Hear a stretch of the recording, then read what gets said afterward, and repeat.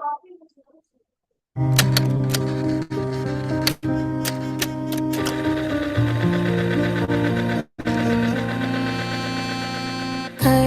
तत्व की अनुप्रेक्षा से आत्मबोध विकसाए, हम भेद ज्ञान प्रगटाए, हम भेद ज्ञान प्रगटाए। निज आत्म में रमण करें और देह भाव विसराए, हम भेद ज्ञान प्रगटाए, ज्ञान प्रगटाए।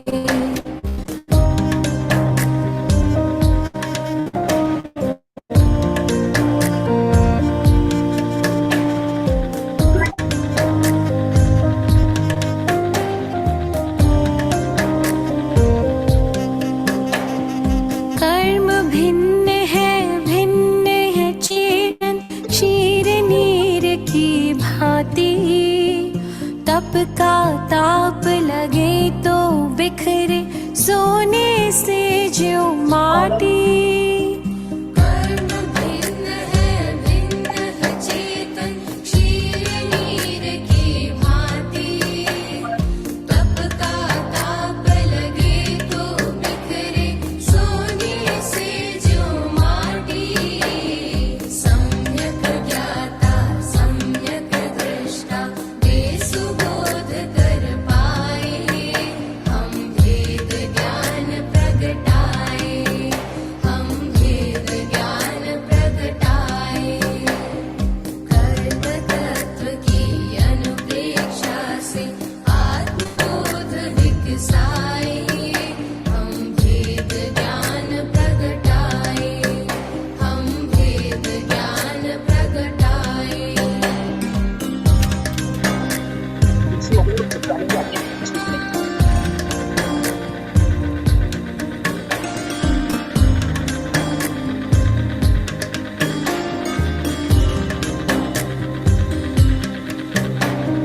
पुण्य भी पुत्कल पाप भी पुत्कल, कर्म भेद ये सारे, बंधते अरु सत्ता में रहते फल दे न्यारे न्यारे। पुण्य भी पुत्कल पाप भी पुत्कल, कर्म भेद ये सारे, बंधते अरु सत्ता में रहते फल दे न्यारे न्यारे। ज्ञान दीप संभाव की ज्योति भीतर आप जलाए, हम भेद ज्ञान प्रगटाए, हम भेद ज्ञान प्रगटाए। कर्म तत्व की अनुप्रेक्षा से आत्मबोध विकसाए, हम भेद ज्ञान प्रगटाए, हम भेद ज्ञान प्रगटाए।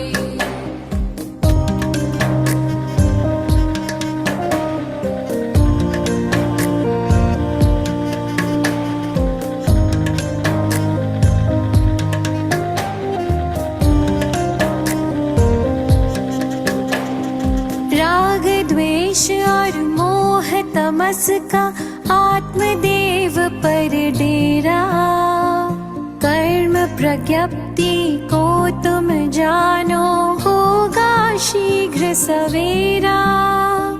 राग द्वेष और मोह तमस का आत्मदेव पर डेरा, कर्म प्रज्ञप्ति को तुम जानो होगा शीघ्र सवेरा। सिंह सत्व के शाश्वत स्वामी शाश्वत धाम को पाए, हम भेद ज्ञान प्रगटाए, हम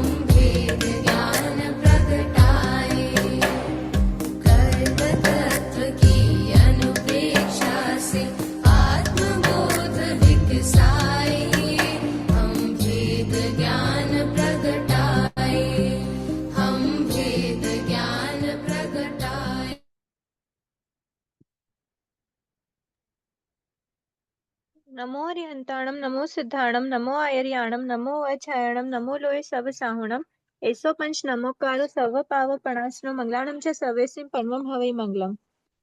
अहो आचार्य भगवान, अहो उपाध्याय भगवान, आप श्री जी ज्ञान के महासागर हैं। आप हमें अप्रत्यक्ष अनुज्ञा पूर्वक आशीर्वाद प्रदान करें, जिससे हम इस अपूर्व ज्ञान को ग्रहण धारण एवं वितरण करने में समर्थ बने। आप श्री जी की महती कृपा होगी। सभी से सादर जय जिनेन्द्र।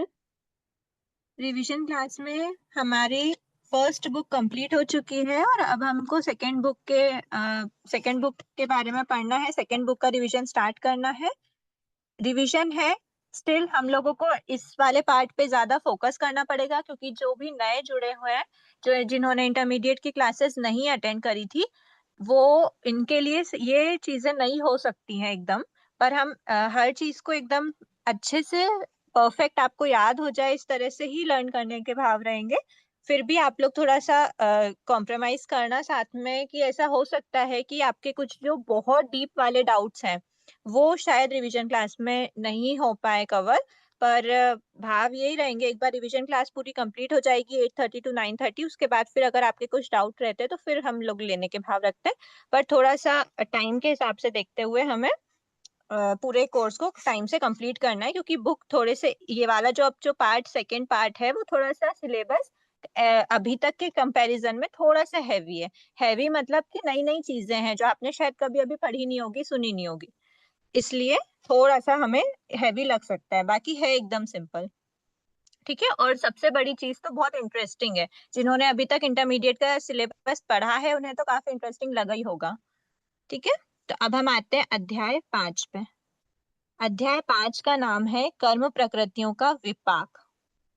अच्छा, कर्म प्रकृति जो है कौन सी है वो हमने देखी, कितनी होती है, टोटल 148 प्रकृति होती है।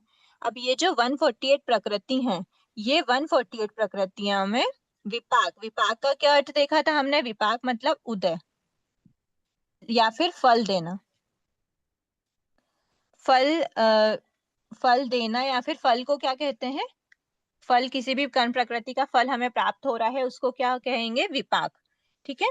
तो विपाक मतलब अलग अलग टाइप से प्रकृतियों का, जो 148 प्रकृति है सबका अपना अपना क्या होता है, विपाक होता है, अलग अलग टाइप से वे उदय में आती हैं, ठीक है। तो विपाक किसे कहते हैं, विपाक की डेफिनेशन क्या बोलेंगे, कर्म प्रकृतियों के मतलब विविध प्रकार के, पाक मतलब फल, विविध प्रकार के फल को क्या कहते हैं, विपाक, किसके, कर्म प्रकृतियों के, ठीक है। कर्म प्रकृति के विविध प्रकार के फल को क्या कहेंगे, विपाक। थोड़ा ले सकते हो ना रसम चावल, तो ज्यादा भी करना जरूरी होती पड़ेगा। विपाक 4 प्रकार का होता है। ये जो विपाक है ना, विपाक मतलब फल, मतलब अलग अलग टाइप से, किस किस टाइप से, कौन सी प्रकृति, प्लीज अनम्यूट मत कीजिए ना।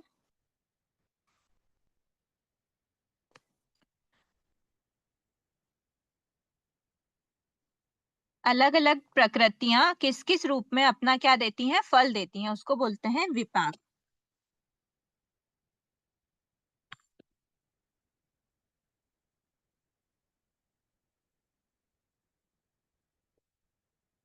विपाक, ठीक है। विपाक 4 टाइप्स का होता है। एक होता है पुद्गल विपाक। पुद्गल विपाक मतलब पुद्गलों के रूप में, पुद्गलों के माध्यम से, पुद्गलों के रूप में नहीं, पुद्गलों के माध्यम से, माध्यम मतलब मीडिएटर, मतलब किस तरह से, किसके थ्रू, किस माध्यम से हमारी आत्मा पे जो है कर्म क्या हो रहा है, अपना फल दे रहे हैं, किसके माध्यम से दे रहे हैं, तो वो है पुद्गल के माध्यम से। पुद्गल के माध्यम से जब हमारे आत्मा पे कर्मों का विपाक होता है या फल होता है या उदय में आते हैं, उसको पुद्गल विपाक कहते हैं। फल को, उस फल को क्या कहते हैं, पुद्गल विपाक। भव विपाक सेकंड है। भव विपाक मतलब जो आत्मा, भव मतलब, भव हमने भव वर्ड बहुत कॉमन है, सुन रखा है, जो अनादिकाल से हम क्या है, संसार में भव भ्रमण कर रहे हैं, मतलब एक भव से दूसरे भव में क्या कर रहे हैं, जा रहे हैं। तो ये जो उस भव की पर्टिकुलर उस हमारे उस उतने टाइम पीरियड में हम किसी एक जगह पे स्टक रहते हैं, उस भव की अगर बात करें तो उस भव में जो प्रकृतियों का फल आता है, उस भव के रूप में, मतलब भव में ही वो फल देती हैं, वो प्रकृति वो फल जो होता है वो फल होता है भव विपाक। फिर है क्षेत्र विपाक। की गई है कोई से एक क्षेत्र की, मतलब कौन से क्षेत्र की, तो विग्रह गति, विग्रह गति में कार्बन का योग, ओनली कार्बन का योग के समय पर एक एक भव से दूसरे भव में जाते हुए जो बीच में विग्रह गति पड़ती है, उस अपेक्षा ये क्षेत्र को कहा गया है। ऐसे क्षेत्र में जिसका विपाक है, जो फल प्रकट हो रहा है, जो उदय हो रहा है, उसको बोलते हैं क्षेत्र विपाक। और फोर्थ होता है जीव विपाक। जीव विपाक मतलब जीव के अंदर, डायरेक्ट जीव के अंदर, जीव में क्या होता है, उदय में आता है। जीव मतलब आत्मा में, आत्मा में तो ये सारी प्रकृतियां उदय में आती हैं, टोटल 148। लेकिन मेजरली जो जो जो प्रकृतियां, ठीक है, मतलब विपाक के बाद हम देखते हैं, विपाक के बाद एक वर्ड आता है विपाकिनी। विपाकिनी मतलब प्रकृतियां, जो प्रकृतियां ये पर्टिकुलर विपाक है, जिनका मतलब जिनका उदय पुद्गल के माध्यम से है, जिनका उदय भव में है, जिनका उदय किसी पर्टिकुलर क्षेत्र में है, जिनका उदय डायरेक्ट जीव में है, ये जो विपाक है, इस विपाक जिस जिस प्रकृति का ये विपाक होता है, इस रूप में विपाक होता है, वो प्रकृति पर्टिकुलर विपाकिनी प्रकृति कहला जाती। पुद्गल विपाकिनी प्रकृति। अगर फल की बात करेंगे तो हम विपाक बोलेंगे, और प्रकृति की बात करेंगे तो विपाकिनी। ठीक है। जिन प्रकृतियों का जिस तरह का विपाक है, उन प्रकृतियों को उस तरह का नाम दिया गया है। जैसे शरीर के पुद्गल, ये जो पुद्गल है ना, कौन से पुद्गल की बात करी जाती है, ओनली शरीर के पुद्गल। जैसे क्षेत्र में हमने देखा ना कि क्षेत्र में हम हर क्षेत्र की बात नहीं करते, हम किसकी बात करते हैं, ओनली विग्रह गति, एक भव से दूसरे भव में जाते हुए विग्रह गति की बात करते हैं। तो ऐसे ही क्षेत्र पर्टिकुलर किसी क्षेत्र की बात करते हैं, वैसे ही पुद्गल में सिर्फ शरीर के पुद्गल की ही बात करते हैं, कि शरीर के पुद्गलों के माध्यम से जो विपाक हो रहा है, जो उदय में आ रहा है, उसको क्या बोलते हैं, पुद्गल विपाक। और ऐसी प्रकृतियां जो शरीर के पुद्गलों के माध्यम से अपना फल देती हैं, वो प्रकृतियां कहलाती हैं पुद्गल विपाकिनी प्रकृतियां। ठीक है, ये हो गया विपाकिनी। अब ये जो विपाकिनी वर्ड है, ये इसी के हिसाब से हम ये 4 टाइप का जो विपाक होता है वो समझेंगे, कि कौन कौन सी प्रकृतियों में पुद्गल विपाक होता है, मतलब कौन सी प्रकृति पुद्गल विपाकिनी है। ठीक है। अच्छा, अनुश्री इससे जी पहले लेट ज्वाइन करा, एक बार फिर से बता दीजिए। अभी ज्वाइन करा, मेरे को लगा आज क्लास में। एक बार फिर से रिपीट कर दीजिए। अध्याय 5 देख रहे हैं हम। विपाक, विपाक का मतलब होता है उदय फल। विपाक, पाक मतलब फल होता है, वि मतलब विविध प्रकार का, डिफरेंट टाइप ऑफ। विपाक की डेफिनेशन क्या पढ़ी हमने, विविध प्रकार के फल, विविध प्रकार का फल। अब क्या है विविध प्रकार का मतलब, किसकी बात करी गई है यहाँ पर, तो बता रहे कर्म प्रकृति, जो 148 कर्म प्रकृति है, कर्म प्रकृतियों के विविध प्रकार के फल को क्या कहा है, विपाक कहा है। विपाक। विपाक 4 टाइप का होता है, पुद्गल विपाक, भव विपाक, क्षेत्र विपाक, जीव विपाक। ये अलग अलग शरीर के पुद्गल के माध्यम से जो विपाक होता है, मतलब जो उदय रहता है शरीर के पुद्गलों के माध्यम से, वो पुद्गल विपाक होता है। और ऐसी प्रकृतियां जो पुद्गलों के, शरीर के पुद्गलों के माध्यम से अपना फल देती हैं, वो होती है पुद्गल विपाकिनी प्रकृति। इसी प्रकार भव विपाकिनी जो एक भव, मतलब ये हम आगे पढ़ते हैं, 4 टाइप के डिटेल में पढ़ेंगे क्या है भव विपाक में, हमने शॉर्ट में लिया है, जो एक किसी पर्टिकुलर भव में ही अपना उदय देती है, उदय में आती है, वो प्रकृति भव विपाकिनी प्रकृति होती है। क्षेत्र में, कौन से क्षेत्र में, एक भव से दूसरे भव में जाते समय विग्रह गति में मात्र कार्बन का योग के समय पर जो अपना फल देती है, वो क्षेत्र विपाकिनी कहलाती है। और डायरेक्ट जीव में जो प्रकृति, जो भी फल देती है, वो जीव विपाकिनी प्रकृति कहलाती है। अब इसमें हम लोग एक पेज नंबर 2 और 3 पे जो चार्ट्स हैं, वो ग्रुप है, वो ग्रुप में आपको, अभी आप लोग जैसे जैसे आगे बढ़ोगे ना, तो वो वहां पर वो चीजें यूज में आनी है, पर अलग से आपको याद रखने, वैसे तो आप वहां पर पढ़ोगे तो आपको याद में मतलब ध्यान में आई जाएगी, याद हो ही जाएंगी। और इनको याद रखना भी टफ नहीं है, बहुत ईजी है। तो जो सांकेतिक भाषा जिनको बोलते हैं, ग्रुप में करा गया है, जो जैसे अगर निद्रा द्विक है, तो निद्रा द्विक मतलब किसकी बात कर रहे हैं, निद्रा और प्रचला की। नरक द्विक है तो नरक गति और नरकानुपूर्वी, जहाँ पे भी गति की अपेक्षा मतलब ये जो 4 टाइप के भव है इनमें जब द्विक वाला वर्ड आता है तो द्विक में हमको समझना गति और अनुपूर्वी, और जब भी त्रिक वाला वर्ड आता है तो आयु भी उसमें इंक्लूड हो जाती है, आयु गति और अनुपूर्वी। जब हम आयु की बात अलग करते हैं तो हम नरक द्विक की बात करेंगे, और जब हम आयु की भी बात साथ में करते हैं उस समय पर हम लोग नरक त्रिक और मनुष्य त्रिक वगैरह की त्रिक की बात करेंगे। फिर जब शरीर की बात आती है, अरे सुनो, शरीर की जब बात आती है तो औदारिक वैखरी आहारक के लिए हमारे पास द्विक वर्ड, मतलब देखो औदारिक वैखरी आहारक के लिए हमारे पास द्विक वर्ड होता है और त्रिक नहीं होता ना, क्योंकि त्रिक तेजस और कार्मण में होता है।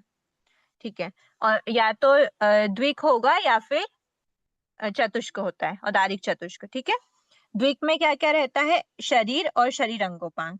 ठीक है, ओनली शरीर। जब हमको यहाँ पे देखो, पहले आप जाओगे चतुष्क पे तो चतुष्क पे क्या है, शरीर अंगोपांग है, शरीर बंधन है, शरीर संघातन है। जब बंधन और संघातन को हम थोड़े टाइम के लिए एस्केप कर देते हैं, जब उसकी बात नहीं करते हैं, तो हमारे पास सिर्फ 2 बचता है, औदारिक शरीर और औदारिक शरीर अंगोपांग। यहाँ पर अंगोपांग भी साथ साथ में है, किसका, 3 शरीरों का, औदारिक वैखरी और आहारक। तो तीनों इन तीनों शरीर के साथ में हमारा अंगोपांग भी द्विक लग जाता है। पर जिनके अंगोपांग नहीं है, तेजस और कार्मण, उनमें क्या नहीं होता, ओनली शरीर ही रहता है, उसमें अंगोपांग नहीं होता। तो वहां पे ओनली तेजस शरीर की बात करेंगे, ओनली कार्मण शरीर की करेंगे। पर अंगोपांग होगा तो इन तीनों शरीर के साथ अंगोपांग की भी द्विक बन जाती है। और जब हमको चारों ही साथ में लेना है तो यहाँ पे तो चतुष्क बन गया, औदारिक शरीर, औदारिक शरीर अंगोपांग, औदारिक शरीर बंधन, औदारिक शरीर संघातन। लेकिन जब हमको ये बंधन और संघातन लेना है और तेजस कार्मण की बात करेंगे तो वहां पर तेजस कार्मण में तेजस शरीर, फिर तेजस अंगोपांग, तेजस शरीर बंधन, तेजस शरीर संघातन, ऐसा नहीं लिख सकते क्योंकि तेजस शरीर का अंगोपांग नहीं होता। तो इसलिए वहां पर जो तेजस और कार्मण है वहां पे चतुष्क की जगह क्या वर्ड आ जाता है, त्रिक आ जाता है। त्रिक में क्या होगा, तेजस शरीर बंधन, तेजस शरीर संघातन। ठीक है, फिर ये हमने देख लिया, 4 टाइप की गति भी देख ली। अच्छा, ये जो निद्रा पंचक है, यहाँ पे निद्रा पंचक, चतुष्क के बाद पंचक आता है, देखो अच्छा इसमें पंचक नहीं लिखा हुआ है ना निद्रा के लिए। निद्रा पंचक हमने देखा था, दर्शनावर्णी कर्म की 4 प्रकृति 9 प्रकृति है, उसमें निद्रा पंचक रहता है और दर्शनावर्णी चतुष्क अलग रहता है। तो दर्शनावर्णी चतुष्क में तो पीछे की 4 प्रकृति आ जाती है, और जो आगे बची निद्रा पंचक में निद्रा द्विक में फर्स्ट और सेकंड आ जाता है, रिमेनिंग 3 मतलब स्त्यानर्धी त्रिक बोल देते हैं। निद्रा प्रश्ला और स्त्यानर्धी, उसको बोल देते हैं स्त्यानर्धी त्रिक। ये कंप्लीट हो गई। दर्शन त्रिक, दर्शन मोहनी की 3 प्रकृति हो गई, सम्यक वेदनी, मिथ्यात्व वेदनी, सम्यक मिथ्यात्व वेदनी, दर्शन त्रिक में आ गई। फिर ये कंप्लीट हो गया। विक्लेंद्रीय त्रिक, अंडरस्टूड है, द्विंद्रीय, त्रिंद्रीय, चतुरिंद्रीय, तीनों विक्लेंद्रीय होती है। फिर ये हमने देख ही लिया है। फिर अभी नामकर्म को एक तरफ रखते हैं एक बार। दर्शनावर्णी चतुष्क में हमने जो निद्रा पंचक अलग किया था, निद्रा द्विक अलग, स्त्यानर्धी त्रिक अलग, और फिर रिमेनिंग क्या बचे, दर्शनावर्णी चतुष्क, चक्षु दर्शनावर्णी, अचक्षु दर्शनावर्णी, अवधि दर्शनावर्णी, केवल दर्शनावर्णी। ठीक है, फिर उसके बाद फिर अभी मिथ्यात्व चतुष्क को भी नहीं लेते हैं। हाँ, फिर अनंतानुबंधी चतुष्क में अनंतानुबंधी क्रोध, मान, माया, लोभ, ये आ जाएगा। प्रत्याख्यान सेम है, प्रत्याख्यान आवरण सेम है, संचलन सेम है। ठीक है, उसके बाद फिर आता है जाति चतुष्क, समझ लेते हैं। जाति चतुष्क भी इजी है, एकेंद्रीय, द्विंद्रीय, त्रिंद्रीय, चतुरिंद्रीय। जब हम पंचेंद्रीय की अलग बात करते हैं और रिमेनिंग जो विक्लेंद्रीय है मतलब 3 है, द्विंद्रीय, त्रिंद्रीय, चतुरिंद्रीय, और एकेंद्रीय भी इंक्लूडेड है, मतलब जाति चतुष्क की बात हो रही है। फिर ये हमने डिस्कस कर लिया है। मध्यम सहनन चतुष्क और मध्यम सहनन चतुष्क, संस्थान चतुष्क, इसमें वज्र ऋषभ फर्स्ट वाला और लास्ट वाला हुंड संस्थान। यहाँ पे समचतुरस्थ संस्थान, सॉरी वज्र ऋषभ नारद सहनन और सेवार्थ सहनन, समचतुरस्थ संस्थान और हुंड संस्थान। ये फर्स्ट और लास्ट वाले को हटा करके जो बीच के 4 रहते हैं उसको मध्यम सहनन चतुष्क और मध्यम संस्थान चतुष्क बोलते हैं। वर्ण चतुष्क हमको पता है, वर्ण गंध रस स्पर्श। फिर इसको अभी एक तरफ रखो।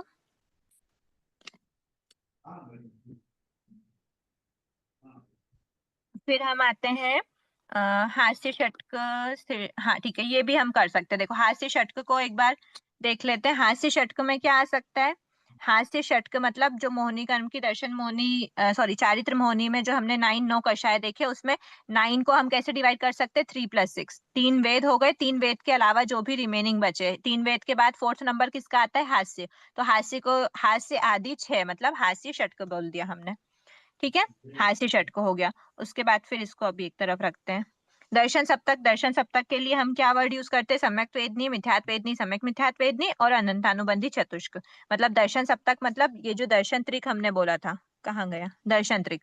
दर्शन त्रिक प्लस अनंतानुबंधी चतुष्क मतलब दर्शन सप्तक हो गया। ठीक है, फिर वैक्री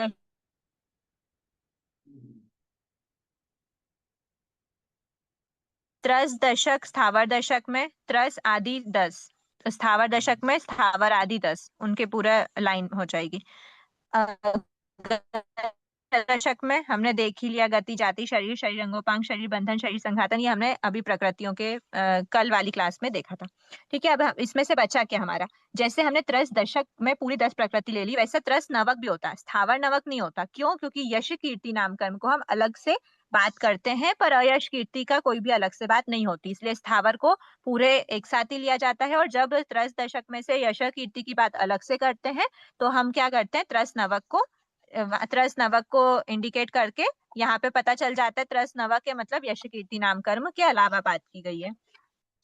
फिर बचा यहाँ पर फिर आता है स्थिर षटक और अस्थिर षटक। तो स्थिर षटक के अस्थिर षटक कहाँ से स्टार्ट होता है? 5th नंबर से, है ना? 5th, 6th, 7th, 8th, 9th, 10th।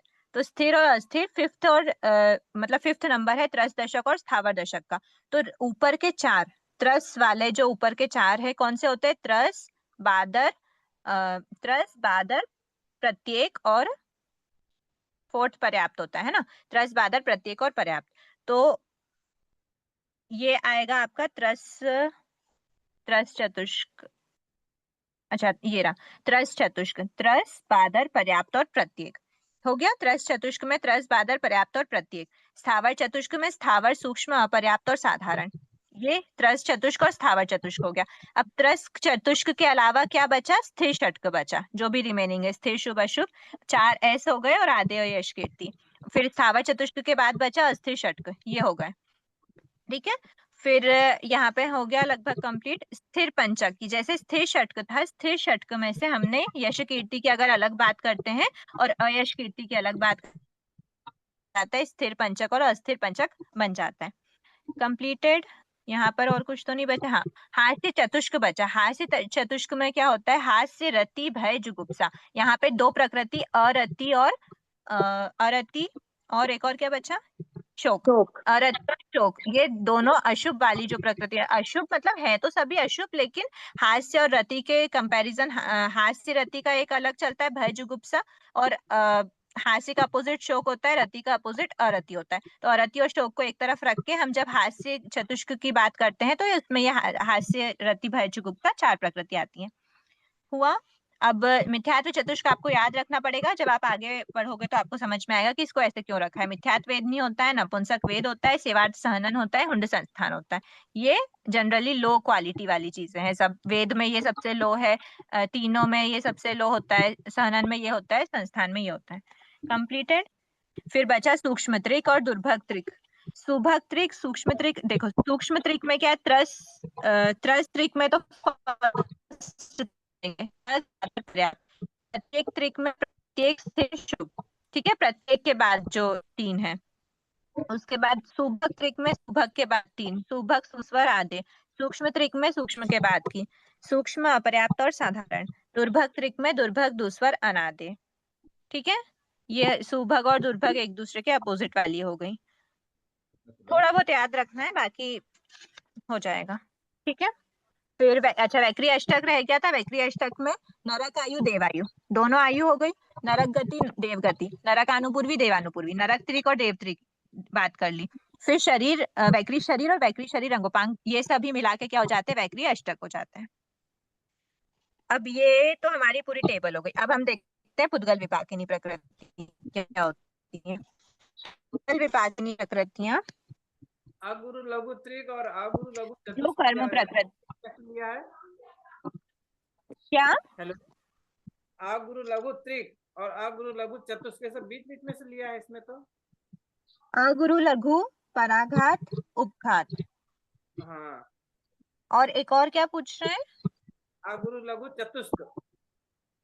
उच्छ्वास आएगा। अगुरु लघु चतुष्क, अगुरु लघु पराघात उच्छ्वास उपघात। अभी के लिए हम इसको याद रख लेते हैं, अगर कुछ ध्यान में आता है तो फिर बताने के भाव है। अभी मेरा उपयोग लग नहीं पा रहा है, फिर देखते हैं ना एक बार। ओके। ठीक है, अब हम देखते हैं सबसे पहले पुद्गल विपाकिनी प्रकृति। पुद्गल विपाकिनी प्रकृति की डेफिनेशन कैसे याद रखना? जो कर्म प्रकृति शरीर के पुद्गलों में अपना फल प्रदान करती हैं। ये हो गई उसकी फर्स्ट डेफिनेशन। क्या है फर्स्ट पार्ट? जो कर्म प्रकृतियां शरीर के पुद्गलों में अपना फल प्रदान करती हैं, वो पुद्गल विपाकिनी कहती हैं। अब अर्थात शरीर के पुद्गल में फल देना मतलब क्या? शरीर अंगोपांग, शरीर बंधन, सॉरी बंधन और संघातन की बात नहीं करेंगे। शरीर अंगोपांग, सहनन, संस्थान, ये वाली जो प्रकृति है, ठीक है, इन प्रकृति में क्या होता है? इन प्रकृति यहाँ पे संस्थान आदि, ये सारी प्रकृतियों में हमने डेफिनेशन में क्या पढ़ा था कि जो शरीर है औदारिक शरीर के पुद्गल को सहनन के रूप में परिणत करता है, या फिर संस्थान के रूप में परिणत करता है, अंगोपांग रूप में परिणत करता है। जहाँ पे भी पुद्गलों का, शरीर के पुद्गलों का परिणमन है, वो सारी मतलब जिस भी डेफिनेशन में परिणमन था, वो सारी प्रकृतियां क्या होती हैं? पुद्गल विपाकिनी प्रकृतियां होती हैं। शरीर अंगोपांग, ये सब है, इनके आदि के संबंधित विभिन्न रूपों में क्या होता है? इसका परिणत करने का कार्य होता है, परिणत करने का कार्य करती हैं। डेफिनेशन याद हुई? फर्स्ट पार्ट क्या था? फर्स्ट पार्ट था जो कर्म प्रकृतियां शरीर के पुद्गल में अपना फल प्रदान करती हैं, अर्थात पुद्गलों को, ये जो पुद्गल हैं, इन पुद्गलों को शरीर अंगोपांग, सहनन, संस्थान आदि विविध शरीर से संबंधित विविध रूपों में परिणत करने का कार्य करती हैं। उन्हें पुद्गल विपाकिनी प्रकृति कहते हैं। ठीक है, अभी हम ना देखो, हम ये जो विपाक है ना, ये विपाक का मतलब क्या हुआ? उदय। तो हम कितनी प्रकृतियों के बारे में उदय प्रकरण में बात करते हैं? जब हम उदय की बात करते हैं तो हमने कहा था 122 प्रकृति की बात करें। तो ये जो विपाक में हम ये जो 4 टाइप का बाइफर्केशन किया ना, ये भी 122 की काउंटिंग में ही आएगा। ठीक है, पुद्गल विपाक है, भव विपाक है, क्षेत्र विपाक है, विपाकिनी प्रकृतियां हैं। ये सभी प्रकृति की जब हम काउंटिंग करेंगे, जब हम ऐड करेंगे, तो वो हमारी ऐड करने पे कितना आना है? 4, और जी विपाकिनी होती है 73, 74, 78, 36, 4, 4, 78। जब हम इनको ऐड करेंगे तो कितनी होती है? 100। फिर ये हो गई हमारी पुद्गल विपाकिनी प्रकृतियों की मैम डेफिनेशन। एक बार सेकंड पॉइंट वापस बोल दीजिए ना, सेकंड वाला। हाँ, ये वाला वापस बोल दीजिए। जो प्रकृतियां या जो कर्म, फर्स्ट पार्ट तो हमने लिया, जो कर्म प्रकृति शरीर के पुद्गलों में अपना फल प्रदान करती है, अर्थात पुद्गलों को शरीर अंगोपांग, सहनन, संस्थान आदि शरीर से संबंधित, शरीर से, ये सब चीजें शरीर से संबंधित हुए ना, शरीर से संबंधित, शरीर से संबंधित कितने आ गए? शरीर अंगोपांग, शरीर संस्थान और शरीर, बहुत सारे होते हैं ना। जहां जहां भी हमने कल की क्लास में, परसों की क्लास में देखा ना डेफिनेशन में, जहां जहां शरीर का पुद्गलों का परिणमन है, वो सारी प्रकृति आ जाएंगी आदि के अंदर में। ठीक है, पुद्गलों को शरीर अंगोपांग, सहनन, संस्थान आदि शरीर से संबंधित विविध रूपों में परिणत करने का कार्य करती हैं। उनको क्या कहते हैं? पुद्गल विपाकिनी प्रकृति कहते हैं। ठीक है, ऐसी पुद्गल विपाकिनी प्रकृति कितनी है? 36 है। अब आप देखोगे ये जो आदि वर्ड है ना, वो आदि खुलने पे कितना हुआ 36। अब 36 को तो पूरा लिख नहीं सकते, तो हमने सिर्फ ऊपर ऊपर की थोड़ी बहुत ले ली। अब सबसे पहली उसमें आती है, देखो शरीर के, अब आप अपनी वापस से 4th चैप्टर उठाओगे और आप जब डेफिनेशंस खोलोगे तो आपको हर एक डेफिनेशन को सबसे स्टार्टिंग से उठा के देखना है। पुद्गल विपाकिनी प्रकृति, सबसे पहले प्रकृति क्या होती है? ज्ञानावर्णी। ज्ञानावर्णी के 5 प्रकृति। अच्छा, अभी हम ऐसे करें क्या कि हम इनमें अलॉट करते जाएं, पुद्गल विपाकिनी, भव विपाकिनी, या फिर डेफिनेशन के साथ में पढ़ना है? जैसे सबके इसलिए प्रकृति अलग अलग पढ़ा दीजिए, भव विपाकिनी चेत। एक बार हम सारी प्रकृतियों को डिस्कस कर लेते हैं, तो हमारा एक बार ये खुलासा हो जाएगा, फिर हम उसमें अंदर उनका रीजन भी देख लेंगे और उनके नाम भी देख लेंगे, ठीक है? जी।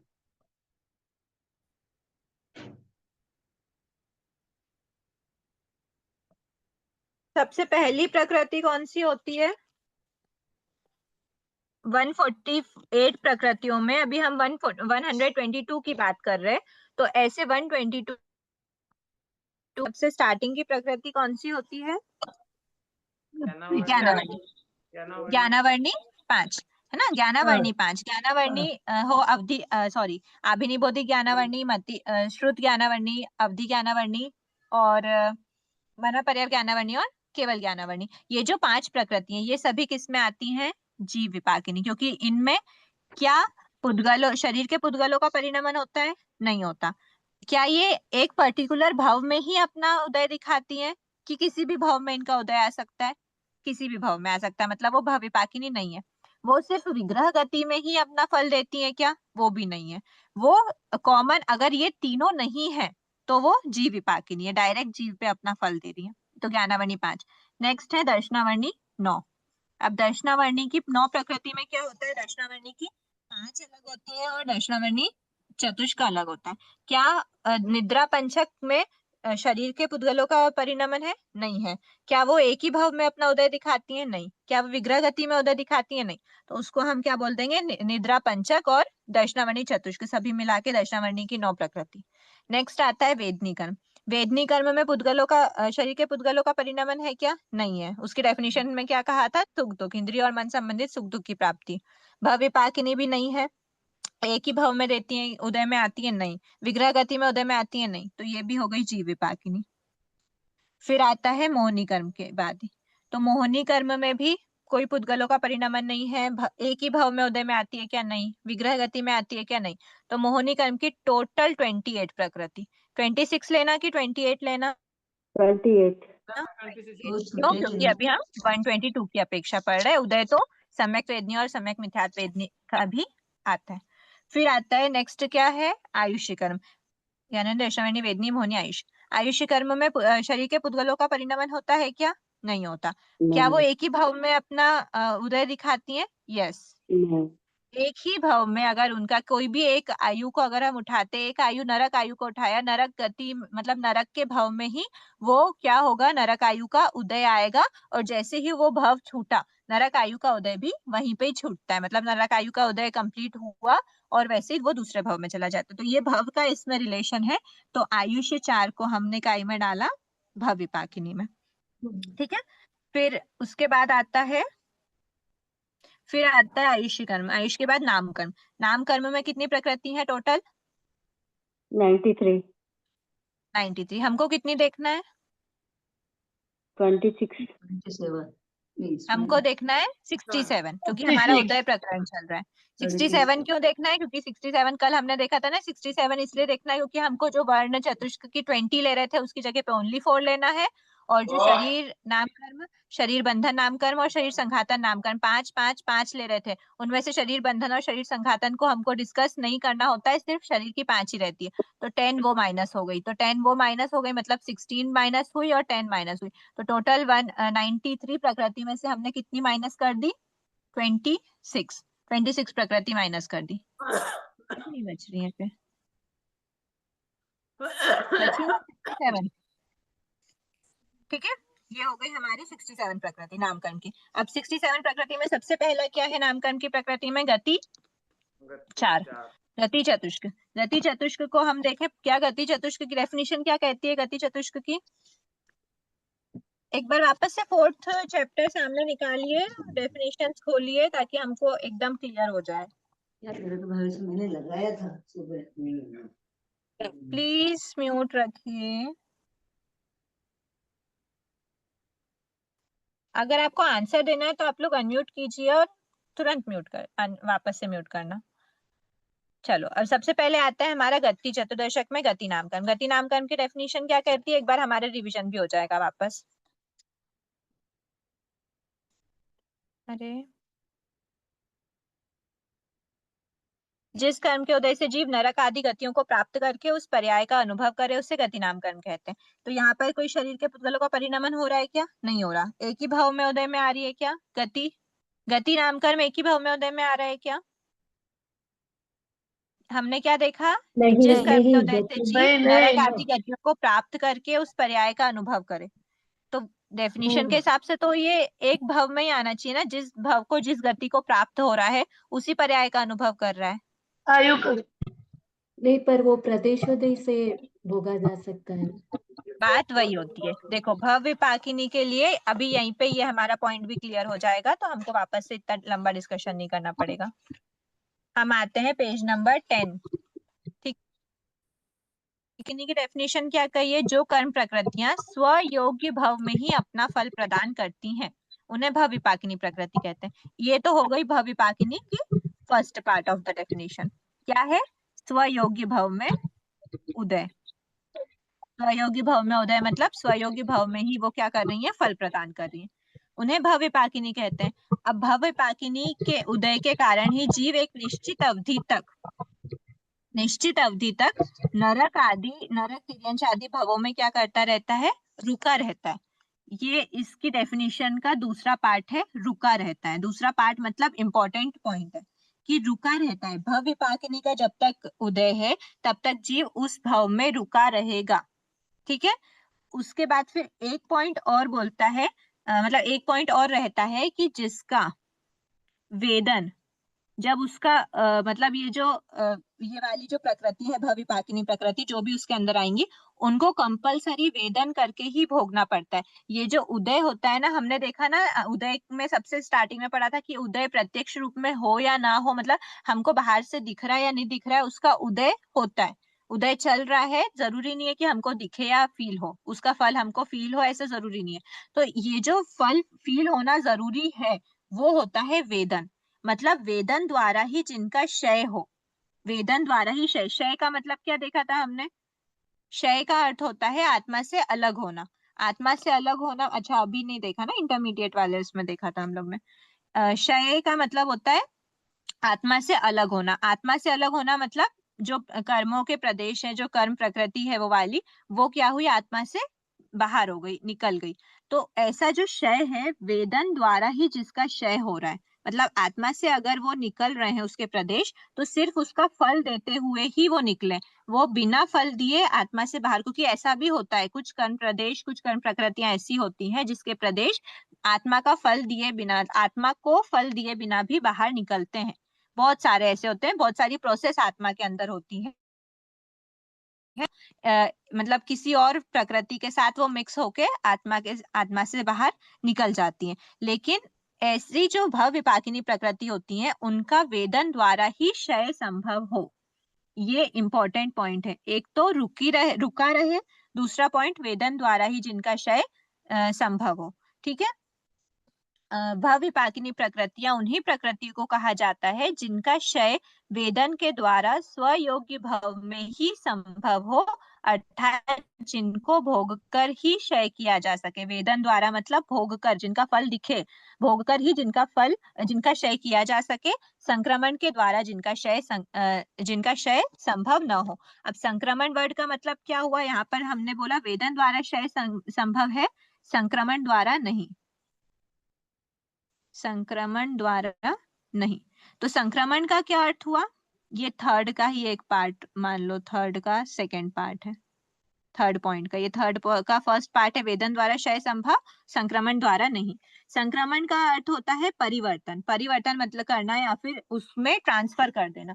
किसमें ट्रांसफर कर देना? तो बताया सजातीय, मतलब सजातीय। पहला पॉइंट जी, संक्रमण की डेफिनेशन याद कैसे करना है, किसी मूल कर्म की। देखो सजातीय जो में क्या है, सेम भाई बहन वाला, एकदम मतलब आपस में क्या है, इनका कनेक्शन है, सजाती है, सेम जाति वाली है, सेम टाइप की है। तो जो सजाति वर्ड है, जैसे हम किसी भी एक मूल कर्म को उठाते, एक मूल कर्म की, जैसे कि हमने वेदनी कर्म उठाया, वेदनी कर्म की जो सात वेदनी और असात वेदनी, वो दोनों आपस में क्या है, सजाति है, सेम कैटेगरी वाली है। तो किसी मूल कर्म की उत्तर प्रकृतियों को सजातीय अन्य प्रकृति के रूप में परिवर्तित करना, परिवर्तित, ये क्या कहलाता है, संक्रमण कहलाता है।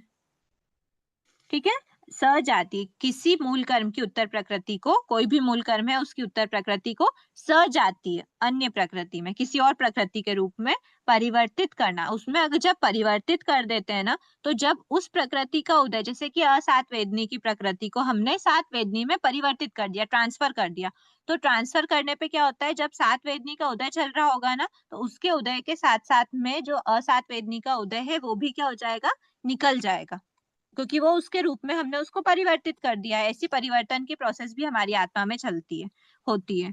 तो ऐसा जो परिवर्तन कर देते हैं, तो जो असात वेदनी थी वो भी क्या हो गई, आत्मा से बाहर निकल गई, पर वो उसका खुद का फल दिए बिना बाहर निकली है, वो सात वेदनी के रूप में बाहर निकली है, क्योंकि उसका संक्रमण कर दिया था, खुद का फल नहीं दिया, मतलब उसका वेदन द्वारा क्षय संभव नहीं हुआ, वो संक्रमण द्वारा हुआ। तो ऐसी प्रकृति को हम क्या नहीं बोलेंगे, भवविपाकिनी नहीं बोलेंगे। अब इसी में, अब जब हम बात कर रहे थे गति चतुष्क की, तो हम गति चतुष्क बोलना, गति चतुष्क की जब बात करें, तो गति के लिए ऐसा होता है, गति नाम कर्म का जब उदय रहता है ना, उसका उदय हो रहा है, और उसके उदय के बाद मतलब उसका कंप्लीट जितना भी हमारे अंदर स्टॉक था, वो पूरा स्टॉक खाली नहीं हुआ।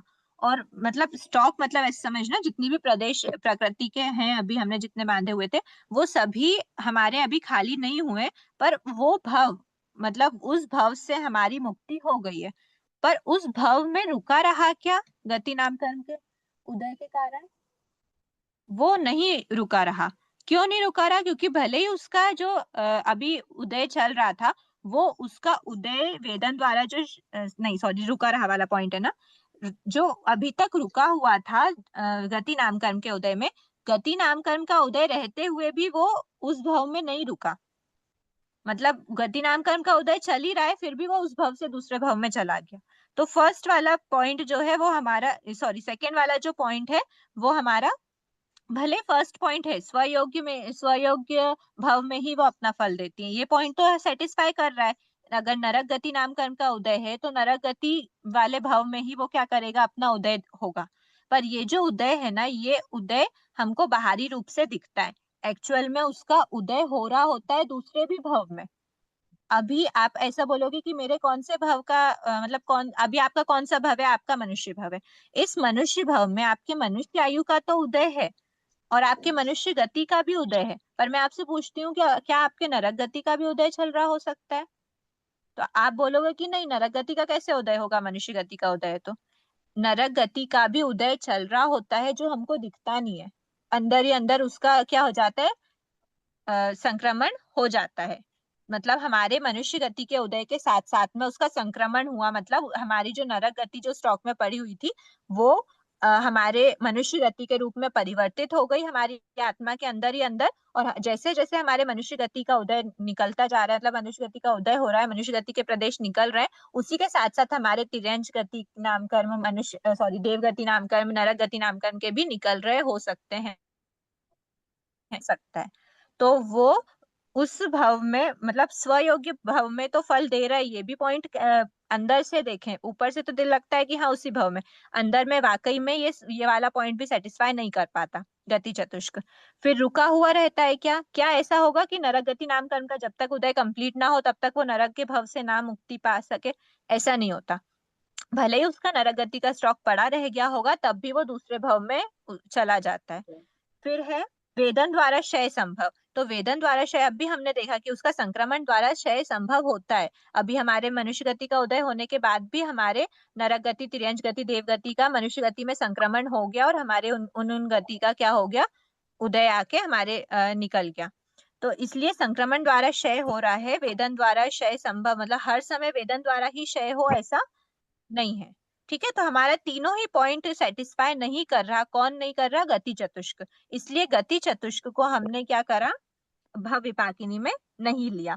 अब वो क्षेत्र विपाकिनी है क्या? गति चतुष्क जो गति नाम कर्म है वो विग्रह गति में अपना फल देते हैं क्या?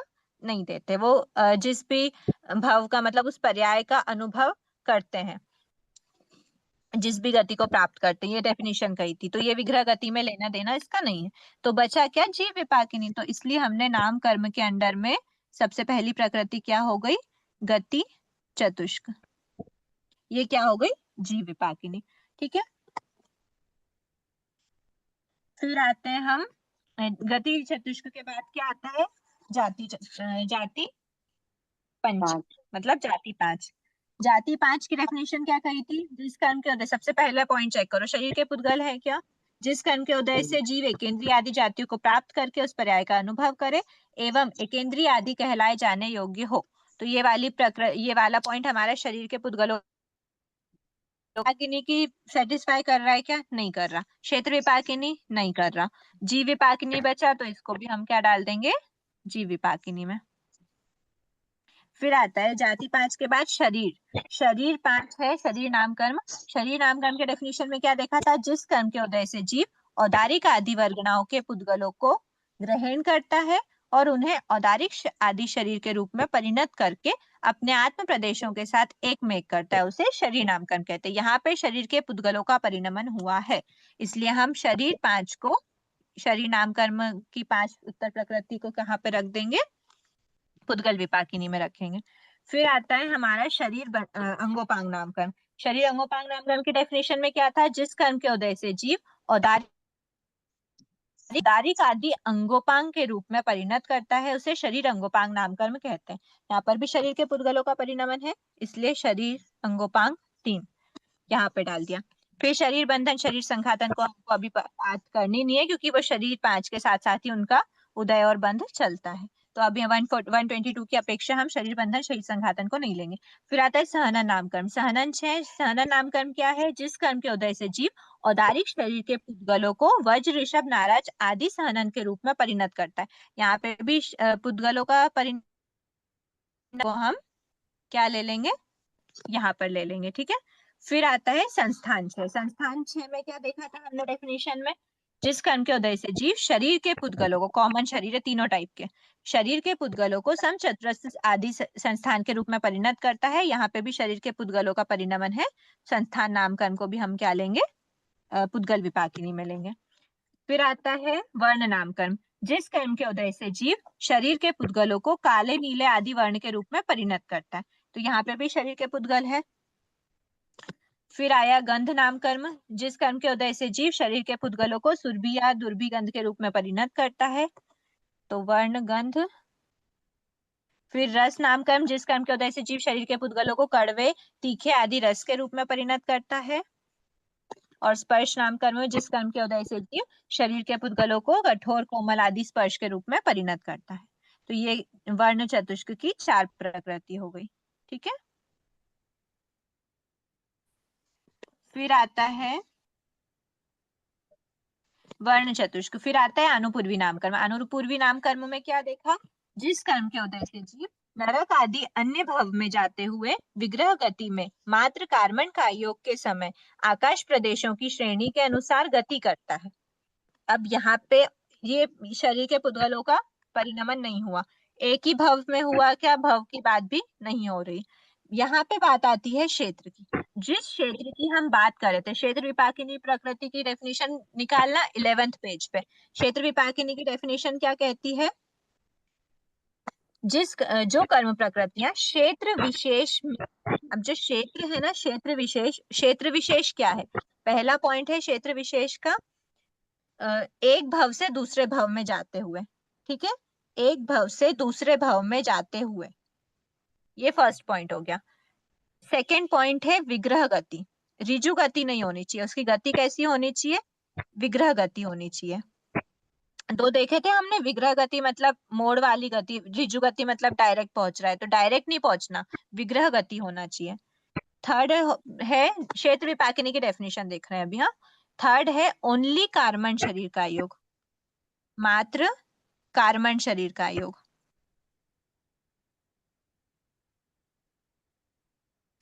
ठीक है, मात्र कार्बन शरीर का योग के समय अपना फल प्रकट करती है, उन्हें क्षेत्र विपाकिनी प्रकृतियां कहते हैं। क्षेत्र विपाकिनी की डेफिनेशन के 3 पार्ट क्या है? जो कर्म प्रकृतियां क्षेत्र विशेष में, पहला तो हम क्षेत्र विशेष ही बोल देंगे, क्षेत्र विशेष के बाद अब जो क्षेत्र की बात की गई है वो क्षेत्र क्या है? तो बताया है कि वो जिस क्षेत्र की बात कर रहे हैं वो क्षेत्र है, पहला पॉइंट है एक भव से दूसरे भव में जाते हुए, सेकंड पॉइंट है विग्रह गति में, थर्ड पॉइंट है मात्र कार्बन शरीर का योग के समय अपना फल प्रदान करती हैं। ठीक है, ये हो गया क्षेत्र विपाक, मतलब ओनली कार्बन शरीर का योग है, विग्रह गति भी होना चाहिए, एक भव से दूसरे भव में जाते, तीनों satisfy करें। तो अनुपूर्वी नाम कर्म की डेफिनेशन में क्या था? जिस कर्म के उदय से जीव नरक आदि अन्य भव में जाते हुए, जिस भी भव में वो जाता है उस वाली अनुपूर्वी का उसका उदय रहता है। विग्रह गति में मात्र कार्बन का योग के समय आकाश प्रदेशों की श्रेणी के अनुसार गति करता है, उससे अनुपूर्वी नामकरण कहते हैं। ये डेफिनेशन हमारी क्षेत्र विपाकिनी पे अप्लाई हो रही है, तीनों पॉइंट्स में उसके सेटिस्फाई कर रही है। तो जो क्षेत्र विपाकिनी की 4 प्रकृति हैं उनको हम क्या लेंगे? अनुपूर्वी 4। ठीक है, अनुपूर्वी है ये, आयु नहीं है। ठीक है, ध्यान रखना, अनुपूर्वी नामकर्म, अनुपूर्वी नामकर्म की 4 प्रकृति, यहाँ पे आयुष्य नामकर्म की 4 प्रकृति थी, और यहाँ की तो हम बात कर ही रहे हैं। ठीक है, ये हो गई हमारी। मोड़ वाली गति को हम विग्रह गति समझ रहे हैं क्या? हाँ, डायरेक्ट पहुंचने वाली तो रिजु गति होती है, और जहाँ पे हाँ, टर्न्स आते हैं उसको बोलते हैं विग्रह गति। ठीक।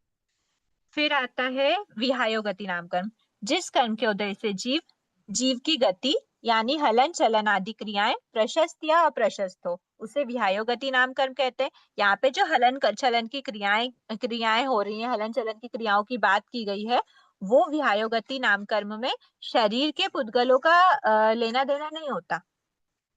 ठीक है, ध्यान में आ रहा है? जो शरीर के पुद्गलों का परिणमन हो रहा है वो वाली बात नहीं हो रही यहाँ पर, भले ही वो काया से रिलेटेड बात है, उसकी शारीरिक क्रियाओं का हलन चलन की बात की गई है कि हलन चलन आदि जो क्रियाएं हैं वो कैसी हो, प्रशस्त या अप्रशस्त हो।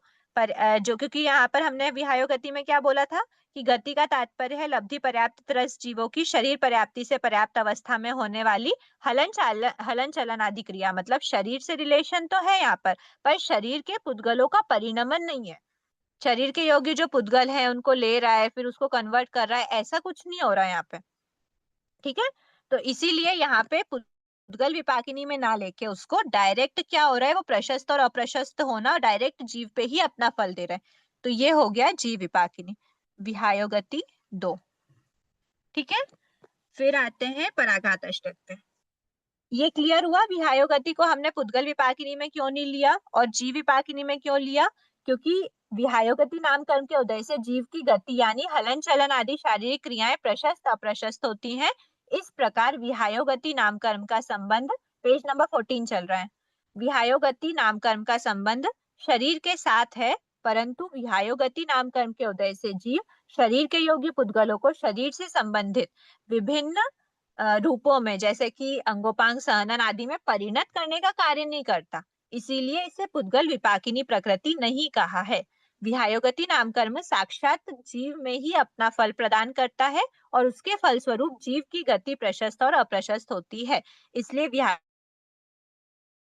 कहा गया। ठीक है, ये हमने क्लियर कर लिया। ठीक है, हो गया। फिर आते हैं पराघात अष्टक। पराघात अष्टक सबसे पहला है पराघात नाम कर्म। पराघात नाम कर्म में भी पुद्गल, शरीर के पुद्गलों का परिणमन है क्या? देख लेते हैं डेफिनेशन। जिस कर्म के उदय से जीव शरीर के पुद्गलों को इस प्रकार से परिणत करता है कि उस शरीर में पर मतलब दूसरे जीव के घात का सामर्थ्य उत्पन्न हो जाए, उसे पराघात नाम कर्म कहते हैं। तो यहाँ पे क्या बात हुई पराघात नाम कर्म की? शरीर के पुद्गलों का परिणमन। तो शरीर के पुद्गल का परिणमन है, मतलब पराघात नाम कर्म क्या है? पुद्गल विपाकिनी प्रकृति है। यहाँ पर हम ले लेते हैं पुद्गल पराघात। ठीक है, फिर आता है सेकंड उच्छ्वास नाम कर्म। जिस कर्म के उदय से जीव उच्छ्वास लब्धि से युक्त रहता है उसे उच्छ्वास, पर शरीर के पुद्गल का परिणमन हो रहा है क्या? यहाँ पर उच्छ्वास लब्धि से युक्त जीव आनापान के योग्य पुद्गलों को ग्रहण करता है व छोड़ता है। आनापान पर्याप्ति से पर्याप्त जीवों में ही उच्छ्वास नामकरण का उदय होता है। उच्छ्वास लब्धि से अगर कोई जीव युक्त हुआ उसके बाद ही वो शरीर के पुद्गलों को ग्रहण करता है, क्योंकि हमने देखा कि आनापान के योग्य पुद्गल कौन से होते हैं, तो शरीर की जो वर्गना है, औदारिक शरीर वर्गना हो या वैक्री शरीर, जो आहार वर्गना है, उस आहार वर्गना में से ही वो क्या करते हैं, पुद्गलों को ग्रहण करते हैं और श्वासोश्वास मतलब आनापान के रूप में उसका परिणमन होता है। आनापान के योग्य जो भी पुद्गल होंगे उनको ग्रहण करके यहाँ पे शरीर के पुद्गल का परिणमन भले ही हुआ है, लेकिन शरीर के पुद्गल का परिणमन होता किसके कारण होता है, वो होता है उच्छ्वास लब्धि के कारण। जिसके पास उच्छ्वास लब्धि होगी वो जीव शरीर के पुद्गलों का परिणमन करता है। पर वो उच्छ्वास लब्धि मिलती कैसे है, क्या मतलब उच्छ्वास लब्धि मिलना, उच्छ्वास लब्धि से युक्त होना, वो होता है उच्छ्वास नामकर्म के उदय के कारण। उच्छ्वास नामकर्म का कार्य ये नहीं है। उच्छ्वास नामकर्म का फल क्या हुआ, उच्छ्वास नामकर्म का उदय आया, मतलब जीव उच्छ्वास लब्धि से युक्त हुआ। बस वहां पे करके उसने उसको सिर्फ सामर्थ्यता दी, उसको वो कैपेसिटी दी कि तुम उच्छ्वास ले सकते हो। बस जैसे ही उसने वो कैपेसिटी दी वहां उसका फल खत्म, वहां उसका काम खत्म। उसका काम इतना ही था कि आप उसको कैपेसिटी दो कि ये जीव उच्छ्वास ले सके, आनापान की प्रोसेस कर सके। फिर उसके बाद जैसे ही उसने वहां पे उसने उसको सामर्थ्यता दे दी, वहां उसका काम खत्म। फिर जो उच्छ्वास लब्धि मिली थी उस लब्धि का वो यूज करे कब नहीं करे, वहां पे डिपेंड नहीं करता कि उच्छ्वास लब्धि ये उच्छ्वास नामकरण का उदय हो। उच्छ्वास नामकरण का उदय वहीं पे डिपेंड करता है जीव को उच्छ्वास लब्धि से युक्त करने में।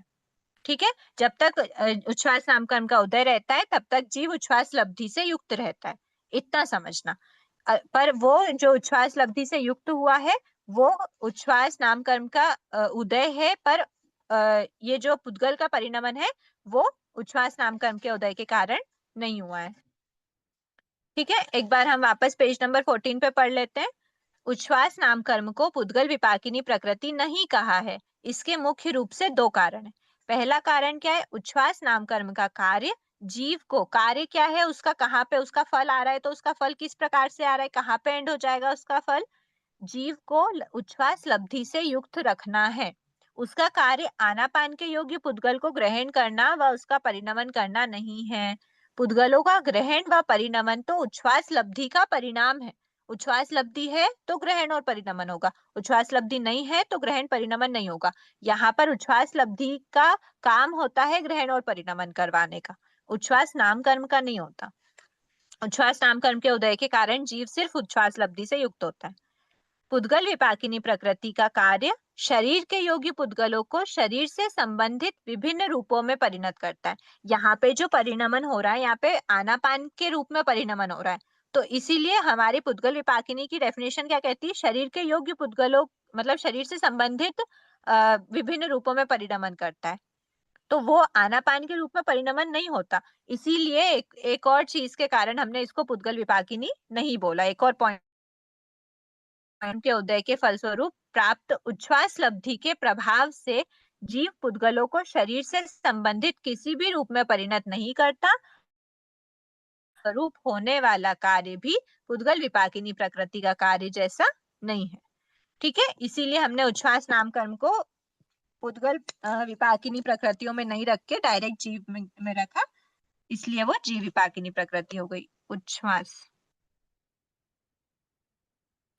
फिर आता है आतप नामकर्म। आतप नामकर्म में क्या लिया था, जिस कर्म के उदय से जीव शरीर के पुद्गलों को इस प्रकार से परिणत करता है कि वे पुद्गल स्वयं उष्ण न होते हुए भी उष्ण प्रकाश प्रकट करे, उसे आतप नामकर्म कहते हैं। ठीक है, तो यहाँ पे आतप नामकर्म में शरीर के योग्य पुद्गलों का परिणमन हो रहा है। ठीक है, यहाँ पर आतप को भी हम पुद्गल विपाकिनी में लिख देंगे। फिर है उद्योत नामकर्म, जिस कर्म के उदय से जीव शरीर के पुद्गलों को इस प्रकार से परिणत करता है कि वे स्वयं उष्ण न हो और उष्णता रहित प्रकाश करें, उसे उद्योत नामकर्म कहते हैं। यहाँ पे भी शरीर के पुद्गलों का परिणमन हो रहा है, उद्योत नामकर्म भी इधर ही आ जाएगा। नेक्स्ट अगुरु लघु नामकर्म, जिस कर्म के उदय से जीव शरीर के पुद्गलों को अगुरु लघु रूप में परिणत करता है। ये भी शरीर के पुद्गलों को परिणमन हो रहा है, तो यहाँ पे लिख देते हैं। फिर है तीर्थंकर नाम कर्म। जिस कर्म के उदय से जीव त्रिलोक वंदनीय तीर्थंकर पद को प्राप्त करके उसका अनुभव करता है। यहाँ पे शरीर के पुद्गलों का परिणमन नहीं हो रहा, तो इसको हम जीव विपाकिनी में रख देंगे। ठीक है। फिर आता है निर्माण नाम कर्म। जिस कर्म के उदय से जीव शरीर के पुद्गलों के द्वारा शरीर का यथोचित रूप से निर्माण करता है, उसे निर्माण नाम कर्म कहते हैं। अच्छा, निर्माण नाम कर्म में शरीर के जो पुद्गल हैं उन्हीं पुद्गलों को यथोचित स्थान पर रखा जा रहा है। ठीक है, तो यहाँ पर भी शरीर के पुद्गलों को जो निर्माण हो रहा है वो पुद्गल विपाकिनी के अंडर में आ जाएगा। ठीक है। इस कर्म प्रकृति के उदय से जीव औदारिक वैक्री आहारक शरीर के पुद्गलों से एवं तेजस व कार्बन शरीर के पुद्गलों से तद योग्य शरीरों का यथोचित रूप से निर्माण करता है। इसलिए इस प्रकार शरीर के पुद्गलों से शरीर का यथोचित रूप से निर्माण करना इस प्रकृति का कार्य होने से यह प्रकृति पुद्गल विपाकिनी है। समझ में आया? मतलब क्या कह रहा है कि शरीर के पुद्गलों का शरीर के पुद्गलों से शरीर का यथोचित रूप से निर्माण कर रहा है। जब भी शरीर के पुद्गलों का निर्माण कर रहा है मतलब उसका पुद्गलों का ग्रहण परिणमन हो रहा है। किससे? निर्माण नाम कर्म से। निर्माण नाम कर्म उसमें रीजन बन रहा है। तो यहाँ पर क्या हो गया, निर्माण नाम कर्म को भी हमने पुद्गल विपाकिनी में लिया है। यदि तेजस कार्बन शरीर के पुद्गलों का मतलब निर्माण कैसे समझना? औदारिक वैक्री आहारक का तो समझ आया, तेजस कार्बन के पुद्गलों तेजस का कार्बन मतलब के शरीर के पुद्गल को भी तो ग्रहण करके तेजस और कार्बन शरीर बनाया जाता है ना। कार्बन वो शरीर उसको भी हम प्रति जो जहाँ समय पर उसकी तीन प्रक्रिया शरीर प्रति समय चलती है। क्या कार्बन शरीर तेजस और कार्बन शरीर की प्रक्रिया तो प्रति समय मतलब अपन औदारिक वैक्री आहारक पुद्गल के मतलब शरीर के पुद्गलों को ग्रहण करते हैं तब भी तेजस कार्बन की प्रक्रिया तो साथ रहती है। हाँ, फिर उसको तो निर्माण रूप में कैसे समझना? मतलब वो वहां पे उस रूप में मतलब वो भी एक शरीर है ना, पुद्गलों से ही बना हुआ शरीर है। हमको दिख रहा है नहीं दिख रहा है बात अलग होती है, बहुत सूक्ष्म पुद्गल का शरीर होता है तो, लेकिन वो शरीर का निर्माण तो हो रहा है ना। शरीर के पुद्गलों को यथा योग्य स्थान पर उसमें भी रखा जाता है। जब हम बात करेंगे ना तभी ये एक तरह से नई चीज हमको पता चली है कि अगर बुक में ऐसा लिखा है कि तेजस और शरीर कार्बन शरीर का भी निर्माण होता है तो ये हमको एक्सेप्टेबल वाली चीज है कि अच्छा वो भी शरीर इस टाइप से बनते होंगे जैसे औदारिक वैक्री आहारक शरीर बनता है। तो वहां पे भी उनके भी यथा योग्य स्थान पर उनके जो भी पुद्गल है उनको यथा योग्य स्थान पर रखा जाता है और वो निर्माण नामकर्म का कार्य है। मतलब चाहे तीनों शरीरों के साथ हो दोनों ये शरीर तब भी एक्सेप्टेंस में रहना है। तब भी हाँ, ठीक। अभी हम ना जब कहाँ पर 3 शरीर है कहाँ पर 5 शरीर है उसकी बात करेंगे ना हाँ तब हम इसको और डिटेल में देखने के भाव रखते हैं। ठीक। ठीक है। निर्माण नाम कर्म ठीक है। फिर हम आते हैं उपघात नाम कर्म पे। फिर जिस कर्म के उदय से जीव शरीर के पुद्गलों को स्व शरीर के लिए घातक रूप में परिणत करता है उसे उपघात नाम कर्म कहते हैं। यहाँ पर भी पुद्गलों का परिणमन हो रहा है तो उपघात को भी हम यहीं पर रखेंगे। ठीक है। जिस कर्म के उदय से जीव शरीर के पुद्गल को स्व शरीर के लिए घातक रूप में परिणत करता है। अब यहाँ पे पराघात अष्टक में से कितना डिवीजन हो गया, तो 6 प्रकृति यहाँ पे है, 2 प्रकृति यहाँ पर है। ठीक है, ये हो गई पराघात अष्टक की उच्छ्वास और तीर्थंकर। और पराघात अष्टक में से 6 प्रकृतियों का डायरेक्ट पुद्गल विपाकिनी प्रकृति है, उनका क्या होता है, पुद्गलों का परिणमन होता है शरीर के पुद्गल का। फिर आता है त्रस दशक स्थावर दशक पर। त्रस दशक स्थावर दशक में सबसे पहला क्या है, त्रस नाम कर्म। अच्छा टाइम हो गया ना, चलो स्थावर ये एक बार देखना क्या, त्रस बादर पर्याप्त। देखो त्रस बादर, अब यहाँ पर हम देखते हैं एक बार प्रत्येक नाम कर्म जो एग्जेप्शन है ना उसको देख लेते हैं। एग्जेप्शन त्रस नाम कर्म में क्या देखा था हमने, यहाँ पे त्रस पर्याय का वेदन मतलब त्रस पर्याय का अनुभव करता है उसको प्राप्त करके। स्थावर का भी साथ साथ में समझते जाना। बादर में क्या देखा था कि बादर पर्याय को प्राप्त होता है, मतलब ऐसा पर्याय है बादर पर्याय जिसके द्वारा जीव इंद्रियों द्वारा जाना देखा जा सकता है, उसको वे जलाने से जलते हैं, काटने से कटते हैं, वैसी पर्याय बादर पर्याय होती है। तो ऐसा यहाँ पे भी कोई शरीर के पुद्गल का परिणमन नहीं है। तो यहाँ पर त्रस, बादर, नेक्स्ट आता है प्रत्येक। प्रत्येक नाम कर्म में यहाँ पे जो प्रत्येक नाम कर्म की डेफिनेशन हमने पढ़ी थी, वो यहाँ पर क्या बोलते हैं कि अगर एक शरीर के पुद्गल है तो एक ही जीव क्या कर रहा है, उस शरीर के पुद्गल को ग्रहण कर रहा है और अपना शरीर का निर्माण कर रहा है। लेकिन साधारण नाम कर्म में एक ही शरीर के पुद्गल को बहुत अनंत जीव ग्रहण करके उससे शरीर का निर्माण करते हैं। तो यहाँ पर भी शरीर के पुद्गलों का लेना, ग्रहण करना, परिणमन करना हो रहा है। तो यहाँ पर प्रत्येक नाम कर्म को हम पुद्गल विपाकिनी में रखेंगे। ठीक है। फिर आता है स्थिर नाम कर्म। स्थिर नाम कर्म में स्थिर के शरीर के पुद्गलों को स्थिर के रूप में परिणत करता है। जैसे हमने देखा था दांत है, और अस्थिर के रूप में मतलब जैसे जीभ है, तो यहाँ पर भी शरीर के पुद्गलों को ग्रहण करके उसका परिणमन हुआ है। तो स्थिर को भी हम यहीं पे रख देंगे। फिर है शुभ नाम कर्म। शरीर के पुद्गलों को शुभ रूप में परिणत करता है। जैसे सिर, हेड, आईज, ये सब क्या होते हैं, फोरहेड, ये सब क्या होते हैं, शुभ रूप में परिणत हो रहा है। और अशुभ मतलब पैर है, नीचे के जितने भी पार्ट्स होते हैं वो अशुभ होते हैं जनरली। तो इसीलिए यहाँ पे भी शरीर के पुद्गलों का ग्रहण और परिणमन है। तो शुभ नामकरण को भी हम इसमें ही रखेंगे। फिर आता है सुभग, मतलब उसकी जीव की जो अवस्था है वह सौभाग्य से युक्त हो। सौभाग्य से युक्त होना है, ये डायरेक्ट जीव पे असर कर रहा है। यहाँ पे कोई पुद्गल का परिणमन नहीं है। सुस्वर मतलब जीव के स्वर में मधुरता। तो यहाँ पे स्वर में मधुरता की बात आ रही है। यहाँ पे भाषा वर्गना, जो भी स्वर होते हैं वो भाषा वर्गना के पुद्गलों का ग्रहण परिणमन होता है। पर हमारे पुद्गल विपाकिनी के डेफिनेशन में क्या कहा था हमने, शरीर के पुद्गलों के माध्यम से अपना फल प्रदान करे। तो इसलिए जो भाषा वर्गना के पुद्गल से रिलेटेड जो सुस्वर और दुस्वर है वो हम पुद्गल विपाकिनी में ना रख के उसको डायरेक्ट जीव पर ही अपना असर बताएंगे। सुस्वर और दुस्वर दोनों है, ठीक है। सुभग दुर्भग दोनों है। बादर और बादर के साथ क्या चलता है, सूक्ष्म। त्रस के साथ चलता है स्थावर। प्रत्येक के साथ साधारण, स्थिर के साथ अस्थिर, शुभ के साथ अशुभ।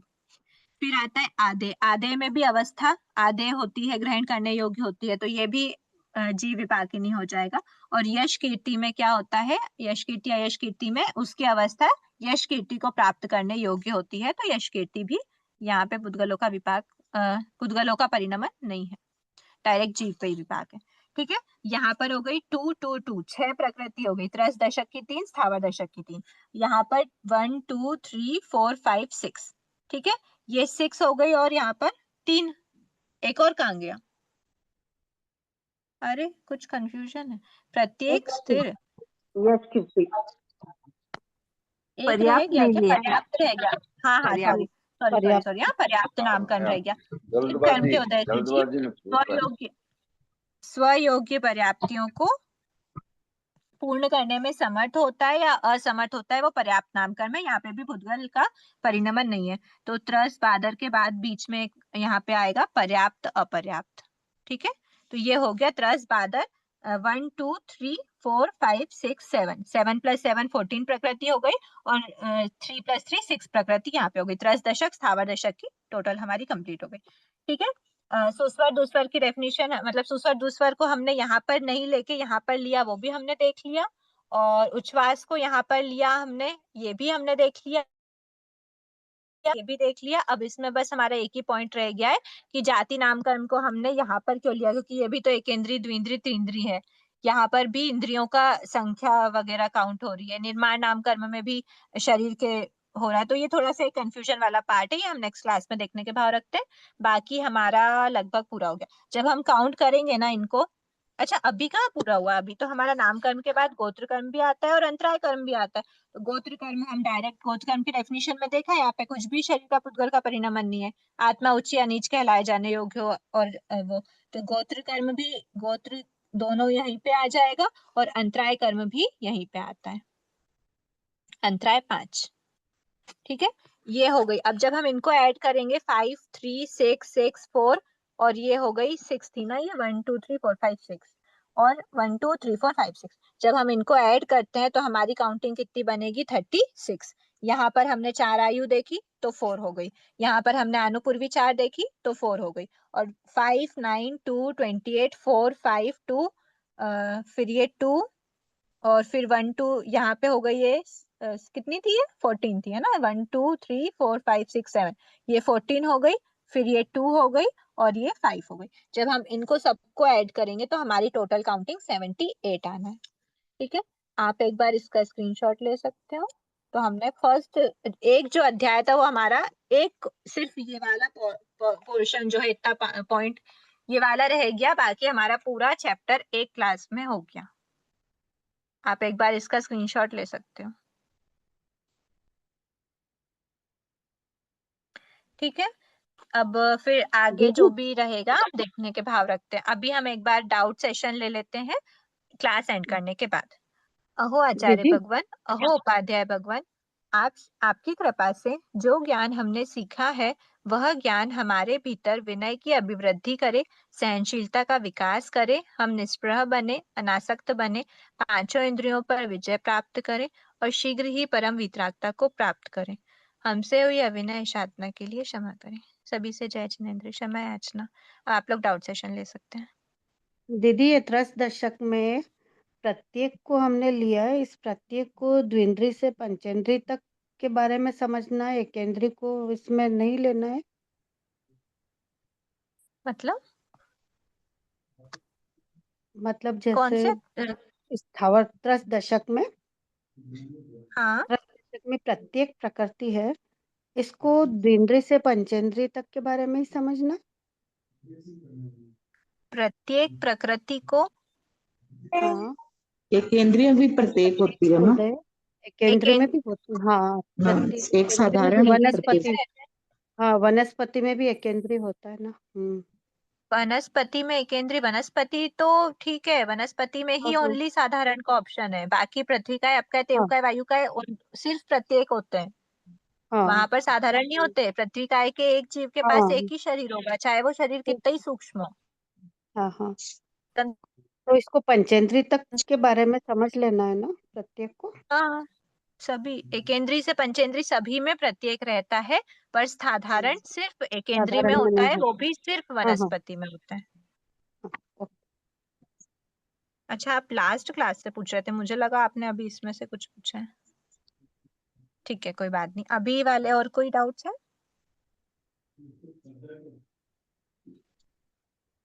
ठीक है, जीव हम क्लास विभाग को आज में इतना ही रखते हैं। वेदनी और अंतरा ये नहीं लिया गोत्र ना, जीव विभाग में। लिया ना, सबसे लास्ट में लिया। मतलब है ना त्रस दशक स्थावर दशक में केवल प्रत्येक स्थिर शुभ और साधारण अस्थिर अशुभ इनको पुद्गल विपाकिनी में ले लिया, बाकी सबको जीव विपाकिनी में ले लिया। हाँ, प्रत्येक में पुद्गल का परिणमन है, स्थिर में भी परिणमन है और शुभ में भी पुद्गलों का परिणमन है, शरीर के पुद्गलों का। बाकी सबको ठीक है। यहाँ पर पराघात अष्टक में सिर्फ 2 को उधर लिया है, 6 को इधर लिया। यहाँ पे सिर्फ 3 और 3 को लिया, बाकी 7 और 7 14 उधर है। ठीक और है, इनमें और जितने डेफिनेशन में भी भी एक बात और ध्यान रखना, ज्ञानावर्णी, दर्शनावर्णी, वेदनी, मोहनी और गोत्र और अंतराय, ये तो टोटल जीव विपाकिनी है।